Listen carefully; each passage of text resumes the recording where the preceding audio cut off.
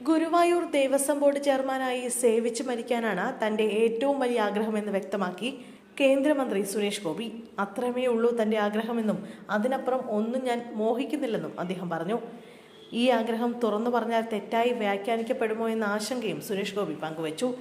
ഇത് പറഞ്ഞാൽ അപകടമാവില്ലെന്ന് തോന്നുന്നു. ഇല്ലെങ്കിൽ ഉത്തരേന്ത്യയിലെ പത്രങ്ങളെല്ലാം സുരേഷ് ഗോപി രാജിവെച്ചു, ഗുരുവായൂർ ദേവസ്വം ചെയർമാനായി പോയി എന്നെഴുതും. അങ്ങനെ വലിയ പുകിലാക്കി മാറ്റും എന്നായിരുന്നു അദ്ദേഹത്തിന്റെ പരാമർശം. സ്ത്രീകളുടെ പങ്കും ശക്തിയും സംബന്ധിച്ചും മന്ത്രി ശക്തമായ അഭിപ്രായം പങ്കുവച്ചു. സ്ത്രീകൾ ഇന്ന് വെറും വികസനത്തിന്റെ ഗുണഭോക്താക്കളല്ല, മറിച്ച് ഇന്ത്യയുടെ പുരോഗതിയുടെ യഥാർത്ഥ ശില്പികളായി മാറിയിരിക്കുകയാണെന്ന് അദ്ദേഹം പറഞ്ഞു. കൊച്ചി മറൈൻ ഡ്രൈവിലെ താജ് വിവാന്തയിൽ ദ ന്യൂ ഇന്ത്യൻ എക്സ്പ്രസ് സംഘടിപ്പിച്ച ദേവി അവാർഡ് ചടങ്ങിൽ സംസാരിക്കുകയായിരുന്നു അദ്ദേഹം. സ്ത്രീ ശാക്തീകരണം എന്നത് സ്ത്രീകൾക്ക് പുറമേ നിന്ന് അധികാരം നൽകുന്നതല്ല, മറിച്ച് അവരുടെ ഉള്ളിൽ തന്നെയുള്ള കരുത്തും കഴിവും തിരിച്ചറിയുന്നതാണെന്ന് സുരേഷ് ഗോപി വ്യക്തമാക്കി.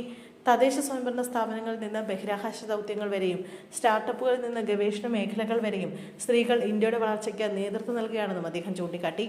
സ്വയം പര്യാപ്തവും വികസിതവുമായ ഒരു ഇന്ത്യ കെട്ടിപ്പടുക്കുന്നതിൽ സ്ത്രീകളുടെ നേതൃത്വവും പങ്കാളിത്തവും നിർണായകമാണെന്നും പുതിയ ഇന്ത്യയുടെ കഥ രൂപപ്പെടുത്തുന്നത് സ്ത്രീകളാണെന്നും മന്ത്രി പറഞ്ഞു. സമൂഹത്തിന്റെ താഴെത്തട്ടിലുള്ള പ്രവർത്തനങ്ങൾ മുതൽ അത്യാധുനിക സാങ്കേതിക രംഗങ്ങളിൽ വരെ സ്ത്രീകളുടെ ശക്തമായ സാന്നിധ്യം ഇന്നുണ്ടെന്ന് അദ്ദേഹം ഓർമ്മിപ്പിച്ചു. ചടങ്ങിനിടെ വിവിധ മേഖലകളിൽ മികച്ച നേട്ടങ്ങൾ കൈവരിച്ച വനിതാ പ്രതിഭകൾക്ക് സുരേഷ് ഗോപി അവാർഡുകൾ വിതരണം ചെയ്തു. സ്ത്രീകളുടെ കഴിവിനും പരിശ്രമത്തിനും രാജ്യം നൽകുന്ന അംഗീകാരമാണ് ഇത്തരം വേദികളെന്ന് അദ്ദേഹം കൂട്ടിച്ചേർത്തു.